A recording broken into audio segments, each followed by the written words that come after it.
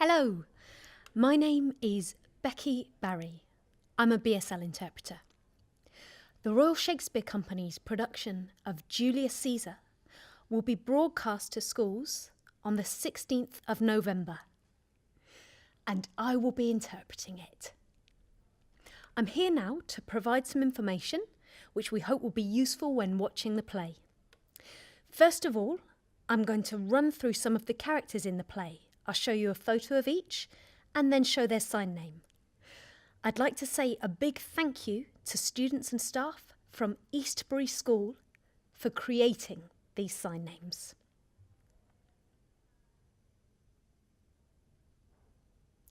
Caesar, Calpurnia, Brutus, Portia, Mark Antony, Cassius,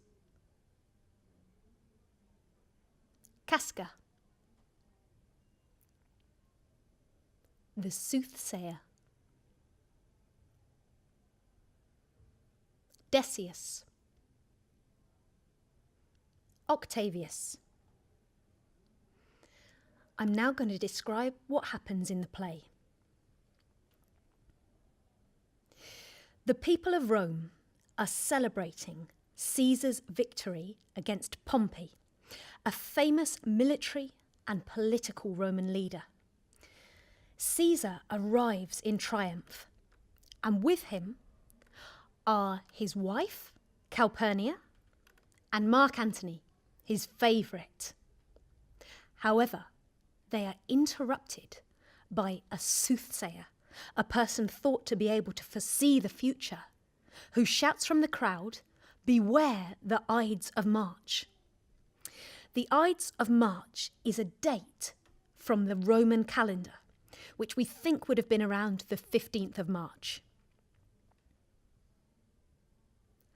Watching all of this are Brutus and Cassius, who are senators, members of Rome's governing council. They like Rome the way it is, a republic. Cassius tells Brutus that some of the senators are plotting. There is a conspiracy to kill Caesar for his ambition. Brutus is wary. Loud cheers are heard coming from the crowd, and before Cassius can reveal his murder plan to Brutus, in comes Caesar with Mark Antony. Caesar is suspicious of Cassius. Brutus and Cassius are still wondering what all the cheering was about when Casca, another senator, arrives. He explains that the crowd offered Caesar an emperor's crown 3 times, but that Caesar did not accept it, although Casca suspects he wanted to. He also tells them that Caesar then fell down, having what looked like a seizure. Cassius, spotting a likely ally, invites Casca to dinner. A great storm happens. Casca believes that all the strange things that are happening during the storm are an omen of something bad about to happen to Rome. Cassius enters and says, "Now, could I, Casca, name to thee a man most like this dreadful night?" Casca knows he means Caesar.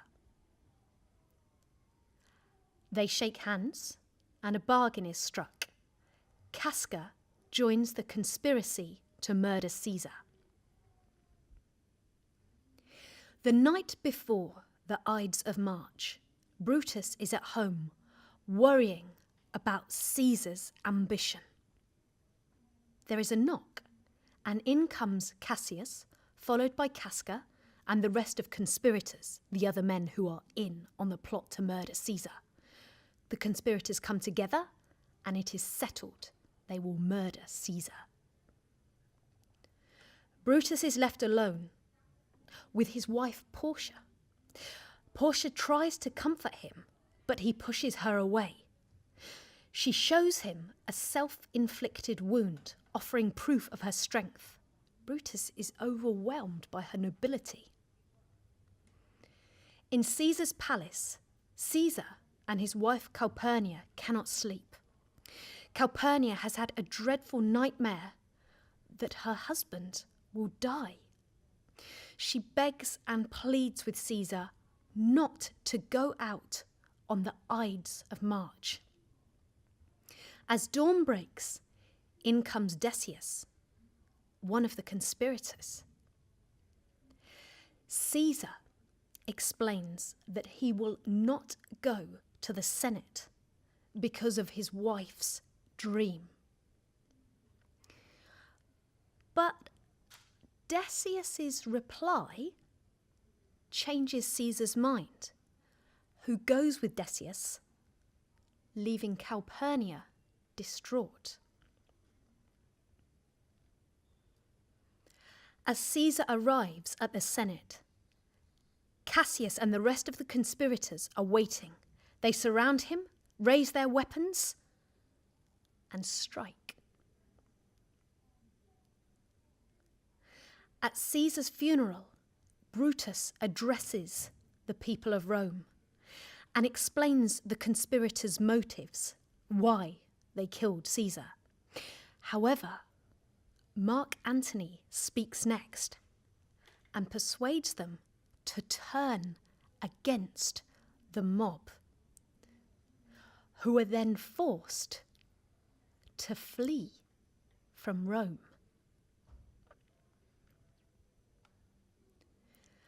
Outside of the city, Brutus and Cassius are planning to fight against Mark Antony and his ally Octavius.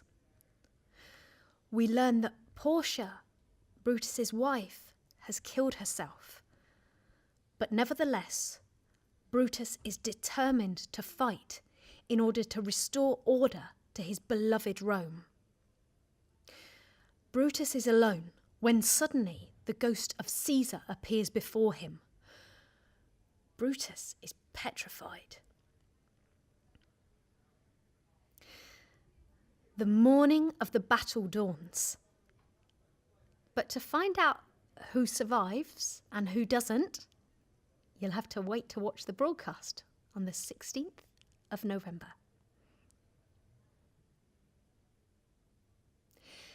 As you're watching the play, have a think about the title character being killed halfway through.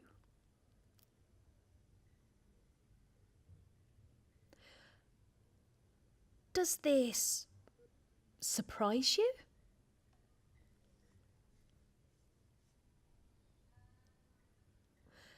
Is the play about Julius Caesar? Who else is about? Also, in this production, the characters in the play could potentially be split into two main groups: Brutus and his supporters, and Caesar and his supporters. Have a think about which characters will be part of which team. We hope you enjoy the broadcast, and thank you for watching now. Goodbye.